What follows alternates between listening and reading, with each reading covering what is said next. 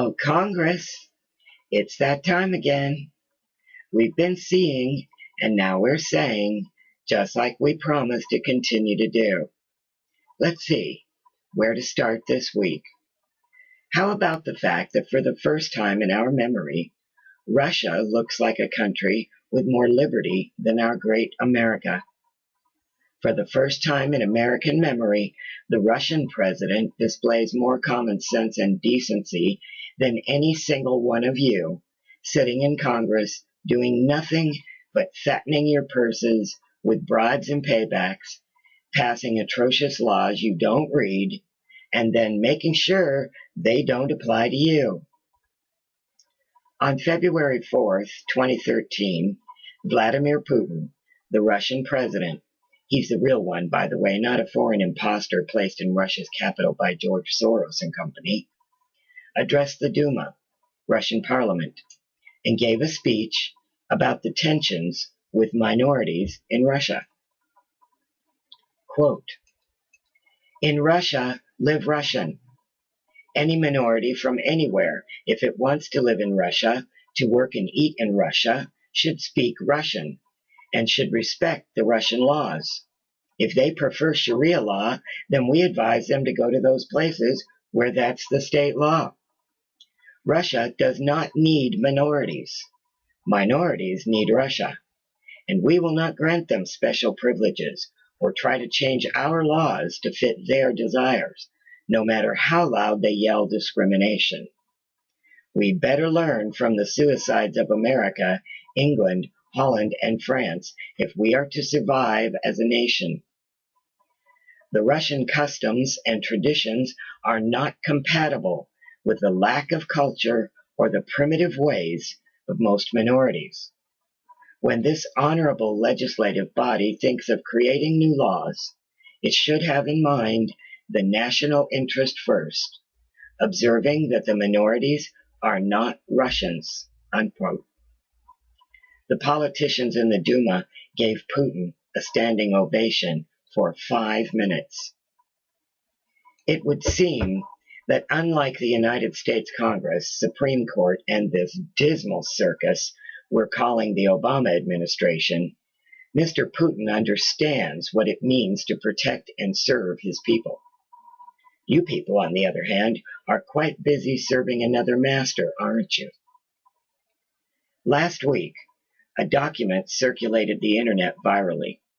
A document which was a letter originating from UNODA, United Nations Office for Disarmament Affairs, to the Disarmament Commission Civilian Weapons Confiscation Study Group, dated at the top August 5th, 2013.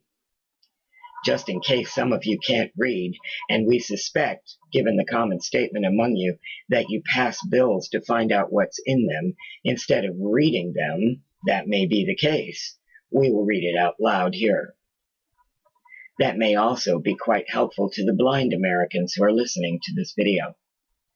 For those who can't read or hear, pictures convey 1,000 words. But for those who can't see, audible words mean everything. Oh yeah, words mean everything anyway, don't they? Words like the following. Disarmament Commission Civilian Weapons Confiscation Study Group, New York, 29 through 31, July 2013. The issue of military-grade weaponry in the hands of civilians looms ever larger in the face of the global implementation of 22/Agenda 21 by member nations.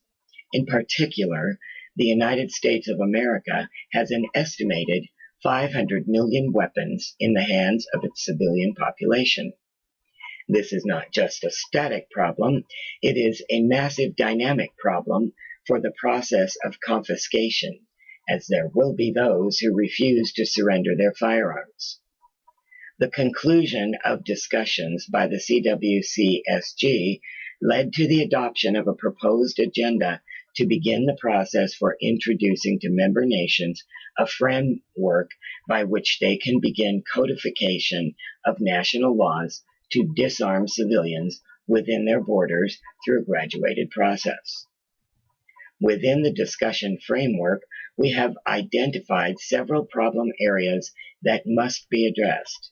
They are: 1. Classification of military-grade weapons to be made illegal for possession. 2. Creation of programs to provide reasonable compensation for voluntary surrender of said arms. 3. Codification of laws to begin the restricting and strict licensing of concealable firearms. 4. Codification of laws to begin the restricting and strict licensing of hunting-grade firearms. 5. Codification of laws to restrict the sale of and possession of ammunition and components to manufacture ammunition. 6. Finally, codification of laws to completely make all firearms illegal to own, possess, or use outside of military and law enforcement usage. 7. Creation of a United Nations Police Task Force with the specific mission of assisting member nations with the collection of weaponry from civilian hands. The CWCSG will submit its findings and final recommendations once we have created the codification framework for member nations for a full review by the Office of the Secretary General. Of course, the UN denies that UNOTA issued this letter, as is to be expected, since even our own American presidents have set an accepted precedent when caught with their pants down around their ankles and their hands on various and sundry honeypots. The immediate claim that "I have done nothing wrong, nothing to see here, move along," has worked. Not anymore. Even if, by some remote possibility, that the letter is not genuine, its contents are. One only needs to read the Agenda 21 document, which is based entirely on socialist control mechanisms, to know that global disarmament and the rendering of every single civilian individual throughout the world to a defenseless state is paramount to its completion. It also outlines some other objectives, such as an end to national sovereignty, the abolition of private property, the restructure of the family unit, absolute restrictions on mobility and opportunity, the concentration of humans into human settlement zones, as is indicated quite clearly on the map proposed for the agenda in America. The list goes on.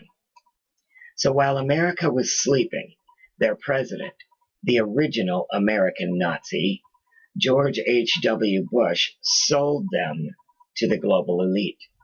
While they were watching the mind control machine, drinking the poisoned water, dosing themselves with toxic chemicals presented as pharmaceutical wonder drugs, and believing themselves protected by the Constitution and the Bill of Rights, another traitor in the White House was swearing their allegiance to a foreign body and dissolving their country and its national sovereignty without their knowledge or consent.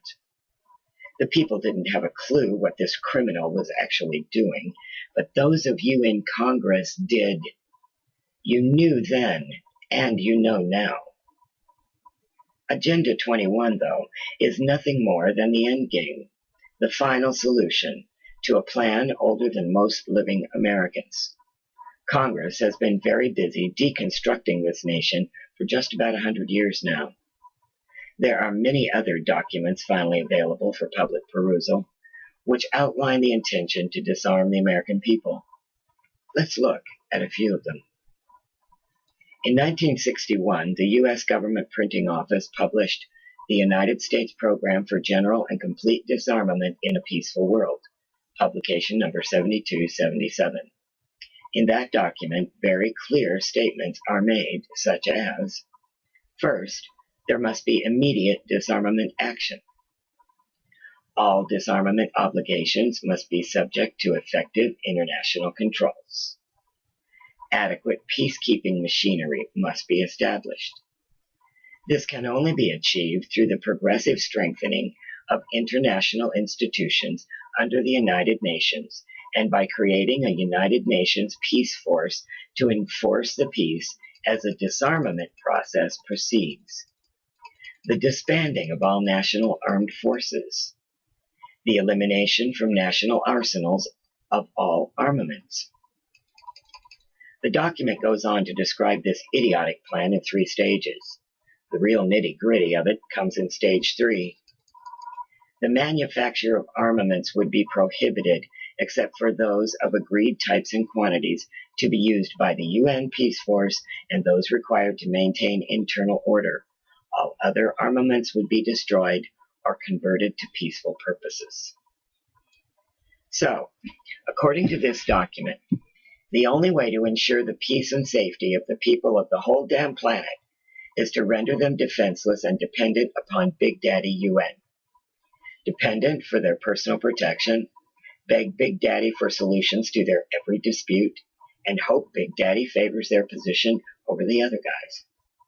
It goes without saying they aren't supposed to notice that Big Daddy is the same entity promoting, enabling, and facilitating war and genocide across the globe.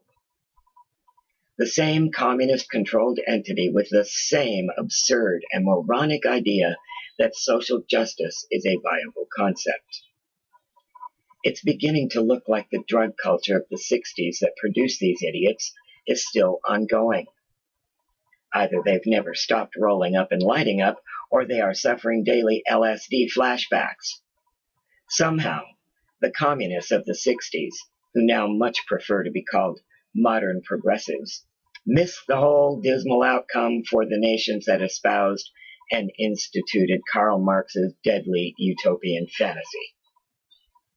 Those of us with an ounce of common sense left understand that social justice is just another touchy-feely way to describe the reality of the term slavery, whereby the entire population of the earth is reduced to the living standard of the poorest, most destitute among us. While the elite, all-knowing, all-caring debauchery addicts play Big Daddy, they insidiously take over all our educational institutions and media outlets, terminally infecting our halls of governance from the town hall to the White House with their insanity. Progressivism isn't about progress. It's about regression and transformation from a modern, evolving, albeit slower than we'd like, society based on freedom and liberty back in time to an era of feudal control by the few slave masters over the whole of humanity. In fact, what they have in mind is going to be much, much worse. Then came a real humdinger. Silent weapons for quiet wars discovered quite by accident on July 7, 1986. Despite numerous attempts to claim the document was fake, it was indeed authenticated. What's in that document? Oh, nothing important, unless you consider the details of a plan hatched in the embryonic days of the Cold War, which called for control of the masses through manipulation of industry, people's pastimes, education, and political leanings to be a little more alarming than, say, a level 5 hurricane. The plan called for a quiet revolution, pitting brother against brother, and diverting the public's attention from what is really going on. By the time this document was made virally available and became widely read, most of the agenda had been accomplished. The document outlined exactly how they were going to do it, and do it they have. All of our major industry has been moved to other nations. Most of America is watching outlandishly stupid television programming instead of reading or actually participating in real life. Disgusting grievance pushers like Al Sharpton, Jesse Jackson, and a dozen others, even within Congress, not to mention the racist in chief in the White House, make millions of dollars off the suffering of the dumbed-down minorities in order to propagate, promote, and maintain division. Just as the document described in detail, our family units are being destroyed. Mommy has to work just to put food on the table, while Daddy either never makes an appearance or is now wearing the lace thongs and wonder bras. The children are not only indoctrinated by a constant barrage of revolting and morally bankrupt values under the guise of federal programs like Common Core, but are forcefully controlled with psychotropic drugs to ensure their unwavering robotic performance and attention to the mind control in the classroom. But the classroom isn't enough. Now they're being chipped to ensure that the control mechanisms operate 24 hours a day. Babies are murdered routinely by so-called humanitarian doctors and medical hacks under the guise of Planned Parenthood. The details of selective parenting and government child rearing are also laid out quite well in the document.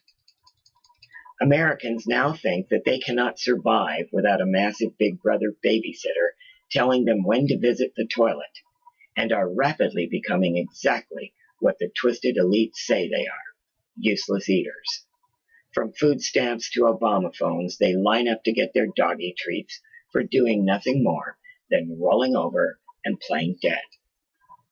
Our sons and daughters in the military are being taught that our founders and colonial ancestors were terrorists, racists, and mass murderers, in order to convince them that declaring their homeland to be a battleground and their families the enemy is justified, in the hopes that they won't question their orders when told to assault their own or somebody else's grandmother who has somehow escaped the mass hypnosis and is standing her ground for her God-given rights.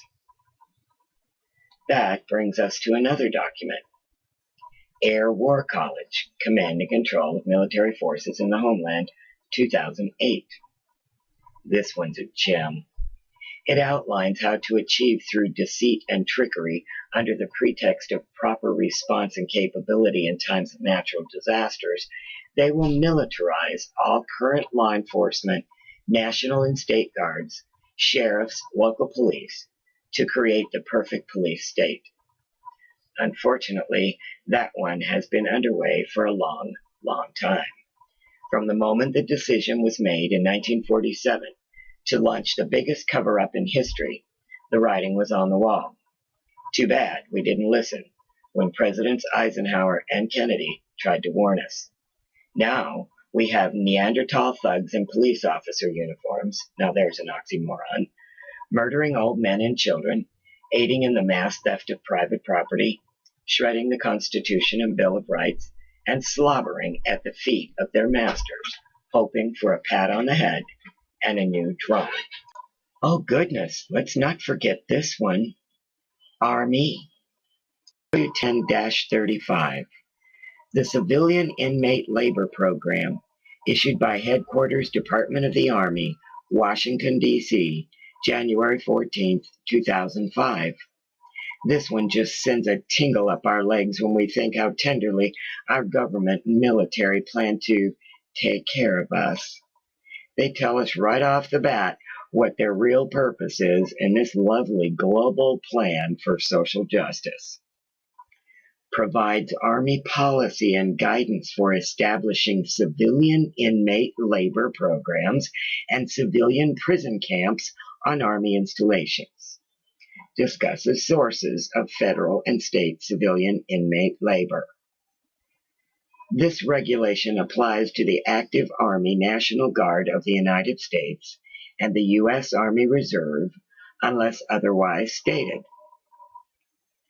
Even if this one is in reference to current federal, state, and local prisoners at this time, it sure goes a long way toward explaining why America has the largest prison population in the world, made up mostly of nonviolent, victimless crime. Now, we all know these prisons are actually privately owned corporations, trading the prisoners on the open market as securitized assets, just like the mortgage-backed toxic derivatives, but that's another whole video, isn't it? This document also shows us exactly where the idea of the FEMA prison camps came from, why they are currently being staffed, stocked, and made ready for the next government-planned disaster or fake war. We aren't stupid, Congress. In fact, most of us are a good deal brighter than any of you, which is why we are your bosses and you are our servants. We recognize crematorium smokestacks, triple fencing, and razor wire, angled in rather than out, are all designed to ensure that those who enter do not leave.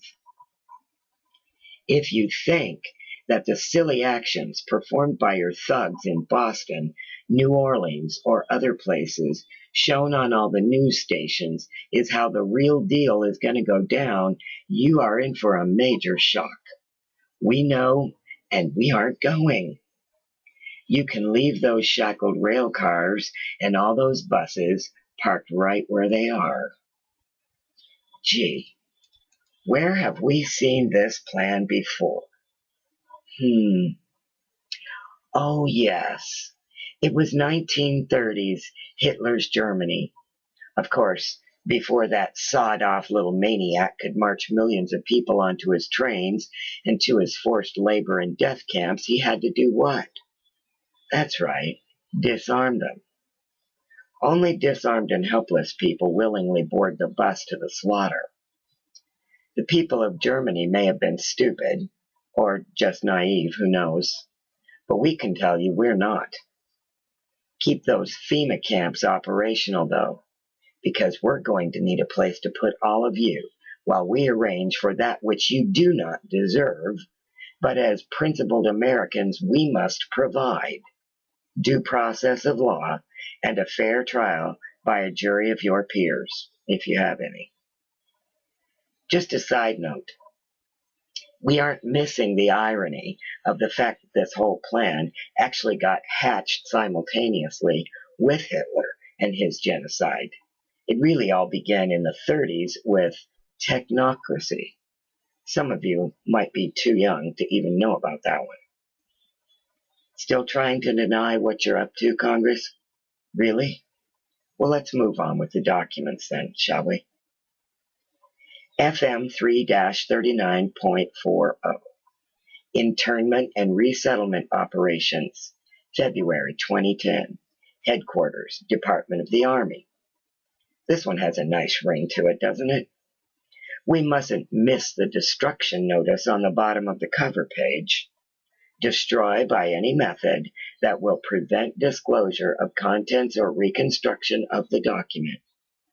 God forbid this should end up in the hands of the people, right? Once again, a picture paints 1,000 words.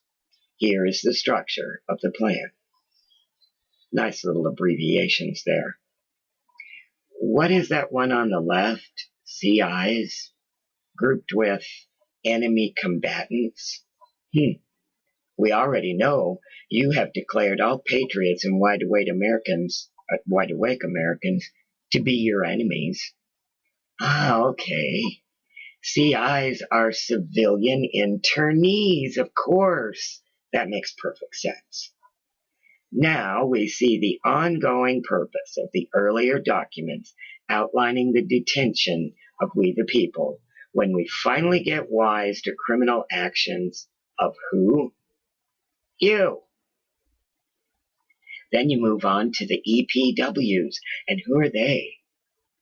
Oh, just the usual good American patriot, like members of the armed forces who didn't succumb to the indoctrination and brainwashing, members of all militias, state and local, Tea Party members or others who belong to any organization still holding a firm belief in God and country, anybody openly carrying a firearm, never mind, they have every right in the world to do so, anybody carrying a sign you don't like, and we really love this one. Members of regular armed forces operations who profess allegiance to a government or an authority not recognized by the detaining power. Detaining power? Just who in the hell do you think you are, and who died and put you in charge of a single one of us? There is not a single one of you intelligent enough to be assuming to be qualified to tell even the least of us what to do or how to do it. This great nation was designed for the federal level to be on the bottom, never on the top. Only God has authority over the people. End of story. You are on the bottom of the totem pole, and rightly so. Thomas Jefferson was a brilliant man who made many a brilliant statement, but he never made a statement more accurate and blatantly obvious than this one. When government fears its people, you have liberty. When the people fear their government, you have tyranny. It's more than obvious you fear us in the extreme, and you should, because we also paid close attention when Mr. Jefferson instructed us to throw off the yoke of tyrannical government and institute new governance from time to time in order to preserve that which has been bestowed upon all creatures, great and small, the right to life, liberty, and the pursuit of happiness. Rights are not issued by governments and cannot be taken away by any man. Government can only grant or rescind privileges, not rights. And we, the people, do know the difference, even if you think we don't. What else does the document say about EPWs? Inhabitants of an unoccupied territory who, on the approach of the enemy, spontaneously take up arms to resist the invading forces without having had time to form themselves into regular armed units, provided they carry arms openly and respect the laws and customs of war. How very interesting that you identify yourselves as the enemy of we the people in this section, and also as the invading forces. Or are you talking about the hundreds of thousands of foreign troops you already have on our soil, stupid enough to attempt to take on a massively armed civilian populace?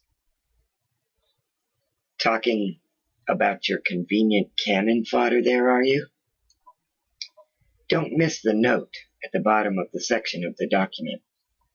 We don't need much more of a hint that our so-called government views we the people as their property first and their enemy second. If there's any doubt left of the egregious and murderous purpose of Agenda 21, one need only look at the next document up for discussion.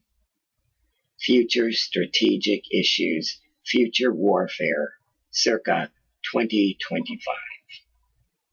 The gloves are completely off in this one.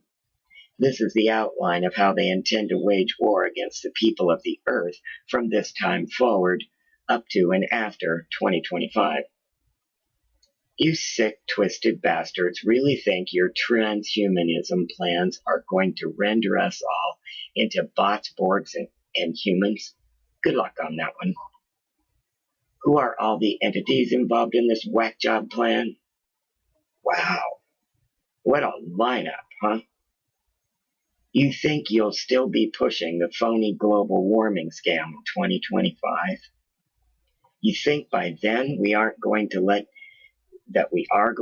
you crossbreed us with animals? You people are stark raving mad if you think we're not aware and prepared to stop your insanity. It seems, according to the document, you're planning to use airborne varieties of Ebola, Lassa, etc., binary agents, genomically targeted pathogens, etc. on us between now and then. Oh, sort of like what you're claiming the Syrian government is doing, but in reality you are doing to convince us to support World War III. Forget it, guys and gals. The minority entitlement junkies will be of no use to you, and the rest of us are already aware. You'll have no trouble stirring up the Middle Eastern barbarians with promises of 72 virgins in exchange for their sorry lives, but no thanks. We don't need your virgins, and we can't think of a single one of you worth dying for. If they really want to kill each other over there, we say let them. It's obvious they'll never move out of the Dark Ages anyway, and we sure don't want their ideologies or Sharia law here. However, we are not going to put up with any more of this arming our enemies, such as you've already sanctioned and turned a blind eye to. No more bribing of the enemy like Obama has done with Morsi and the Muslim Brotherhood on our dime. It's you we're going to hold responsible. Rein in your mongrel or end up in the dung heap with him.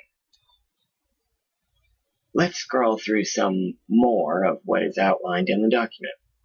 Oh yeah, we've known about your smart dust, nanotags, and co-opted insects. Morgellons ring a bell? For quite some time now. We are fully aware of what you are currently putting in the chemtrails too. And we're aware of exactly when you, Congress, signed permission for we the people to be used as guinea pigs for biological warfare testing without our consent or knowledge. How dare you feed the American people your complete bullshit story about the Syrians and what they're doing when you have devised what you call a wholly new class of weaponry which is legal, that includes mechanized dust which bores into lung tissue and executes various pathological missions. Perhaps when we the people put you in the prison camps you meant for us, we should test your legal new weapon on you. You know, sort of like Hitler's showers. Just to make sure it works as intended. Wouldn't want any of those fingerprintless symptoms to be left out, now would we? Nice to know you've been at this since Operation Whitecoat in the 50s and 60s. How many Americans have you killed or crippled since then? Are you not aware that the assessment of the value of humans applies to you too? Do you think your bodies are any different than ours, or that we aren't going to see to it that you find out how wrong you are? You're way ahead of schedule with the CNN syndrome, aren't you? Capture, torture Americans in living color on prime time. Does Ambassador Stevens and Benghazi come to mind? Terror attacks within. You've really overdone that one. 9/11, Boston, plus all the fakery involving so-called domestic terrorists like Waco, Oklahoma City, Aurora, Colorado, Sandy Hook, and on and on. Just so you know, should any EMP happen anywhere, we know where to point the finger. What a rosy future you have planned. Simultaneous, ongoing revolutions in all three major warfare metrics. Don't you think our participation is going to be needed? Oh, we'll probably participate, all right, but not the way you think we will. Your monumental idiocy is right there in black and white on page 113, where you attempt to predict our reactions to this information. Is in the too hard box. Not being done yet by anyone, therefore, will not be done. They would not do that. We have to hope they would not do that. Why go there? Can't defend against it. Some disbelief, but agreement there is too much there to disregard. And we thought the entitlement junkie sheep were brain dead. You people take the cake. There's another document all Americans need to read and follow the links within it. The New Order of the Barbarians. New World Order Plans Exposed by Insider, 1969. No wonder you boys, we refuse to refer to any of you as ladies, despise whistleblowers so much. It must suck mightily when the pawns rebel. The contents page shows the agenda all laid out nice and neat. All those plans leading to Agenda 21, and that we see you forcing down our throats right now. See anything on this list that isn't blatantly obvious on the street? The success of such a revolting and nauseating agenda would only work if the hapless victims didn't catch on. Well, guess what? You can inform your bosses for us. You know, those old fat, hideous bankers that think technology is going to let them live forever. We're not their property. We're not their cattle, and we're not going to bow down to you. One of the most important things Dr. Martin Luther King Jr. ever had to say was, "There comes a time when a moral man can't obey a law his conscience tells him is unjust. That time has come, and we will not obey."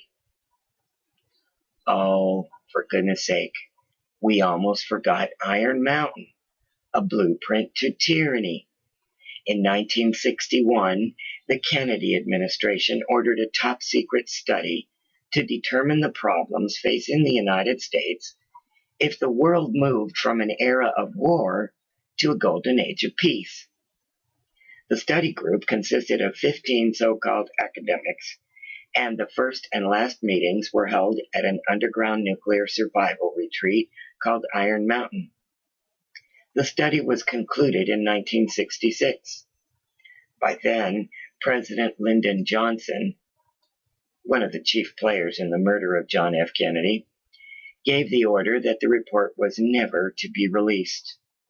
Fortunately for us, even back then, there were men of conscience involved, and one of them released it under the name John Doe. Yep, a good old-fashioned whistleblower. Naturally, the imposter American government tried to dismiss it as a hoax after its publishing, but looking back today at the contents of that report, its authenticity is undeniable. This is a very deep look into the empty soul of the New World Order. Iron Mountain is the covert agenda to bring the world and America under the control of the United Nations. All of the conclusions reached are now being implemented upon the American people, many of them entirely oblivious as to what is happening and why. For all Americans who are not yet aware of the contents of this outline of evil and murderous intent, we recommend a documentary available on YouTube, Iron Mountain, Blueprint to Tyranny. Don't think we buy the, "oh, you can't avoid it because the Bible says so" either. We know how the plan works to follow the Bible and make it look like biblical prophecy we can't avoid. Don't move. Do you empty gene pool refugees really think we don't know you always create the problem and the solution? The bad guy and the good guy? The world of war and the so-called Golden Age movement? Those drugs you're on must be world-class hallucinogens if you think we don't know that both roads lead to hell and we'll just buy your savior story. We now see all those uniforms as equal. They're all the enemy in the war you have declared against we the people, and we will act accordingly. All your artificial intelligence plans, NSA spying, microchipping thuggery is for naught because you failed to recognize the one truth about us. We are the human species, and there is no amount of computer data which will ever allow you to accurately anticipate the outcome and consequences of an all-out attack on the human spirit. We'll give you credit for recognizing in Silent Weapons document that women were the greatest threat because they're mothers and therefore totally unpredictable. But that's where you screwed up. Your plans were cooked up by men. And even if you'd been able to fathom the depths of the female mind, you would still have failed because you shortchanged the men as well in your assumption that you could bribe your way or frighten your way to totalitarian world control and hold it. No government of any kind ever has or ever will exist and persist without the consent of the people. It doesn't matter what you do. The human species will only tolerate just so much before they decide to fight, and then you have a big, big problem on your hands. But of course, you know that, don't you? That's the very purpose of the sudden false flag events like Aurora and Sandy Hook and Boston, isn't it? You can't pull this off to completion without disarming America. You've been told by your handlers that you'd better find a way to get us to straighten up and fly right under the UN Small Arms Treaty, haven't you? All your idiotic rhetoric, fake crisis, and phony baloney news campaigns have been for naught. You will never convince us to hand over our guns, so instead you sit there like a bunch of neutered slugs while the slime ball with the golf clubs signs unlawful and unconstitutional executive orders like you think will let you off the hook. When you say, oh, we tried. Yeah? Well, here's the deal, Congress.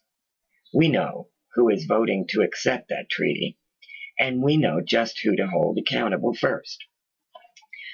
Let's play name the traitor, shall we?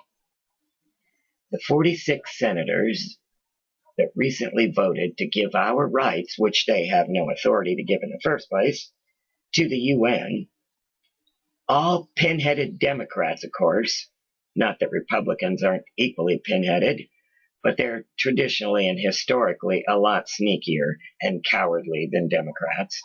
Democrats are like teenagers on crack with a death wish, in your face with their lunacy, waving their fists like they actually have the power to force their will on us. Baldwin of Wisconsin, Baucus of Montana, Bennett of Colorado, Blumenthal of Connecticut, Boxer of California, Brown of Ohio, Cantwell of Washington, Cardin, Maryland, Carper, Delaware, Casey, Pennsylvania, Coombs, Delaware, Cowan, Massachusetts, Durbin, Illinois, Feinstein, California, no surprise there, Franken, Minnesota, Gillibrand of New York, Harkin of Iowa, Hirono of Hawaii, Johnson of South Dakota, Kane of Virginia, King of Maine, Klobuchar of Minnesota, Landrieu of Louisiana, Lehigh of Vermont, Levin of Michigan, McCaskill of Missouri, Menendez of New Jersey, Merkley of Oregon, McCluskey of Maryland, Murphy of Connecticut, Murray of Washington, Nelson in Florida, Reed of Rhode Island, Reed of Nevada, what a puss, huh? Rockefeller of West Virginia, Sanders of Vermont, Schatz of Hawaii, Schumer of New York, Shaheen of New Hampshire, Udall of New Mexico, Warner of Virginia, Warren of Massachusetts, Whitehouse of Rhode Island, and Wyden of Oregon. The real terrorists are wearing suits and using fakery in their pathetic attempt to manipulate us into supporting their actions. The real terrorists are in the halls of Congress and on our television screens every day, all day. The real terrorists use fantasy and fear on a daily basis to destroy this nation and its people. Now they're trying to convince us that another war, a third world war, started by us in the Middle East is the necessary way to go on the false claim of chemical attacks actually set up by our own government against the Syrian people. No more, Congress.